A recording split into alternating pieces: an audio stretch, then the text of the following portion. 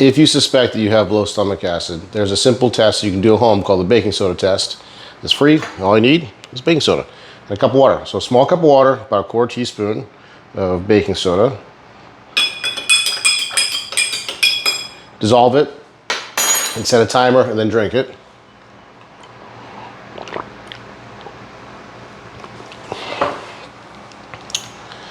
Okay. Now what you're looking for is the time, how long it takes you to belch. So about 2 to 3 minutes is considered normal. If it's more than that, like 5 minutes, the chances are you have low stomach acid, also known as hypochlorhydria. This is a lot like that science project in high school where you add the baking soda, vinegar, and you get the explosion of the volcano. So that's what you're looking for. What causes low stomach acid?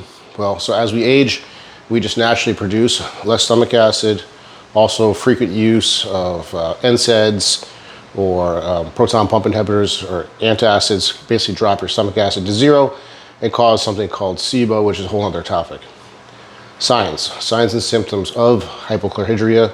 It could be frequent belching after a meal or frequent flatulence, feeling really full even after a small meal, or if your blood work reveals frequent micronutrient deficiencies, particularly B12.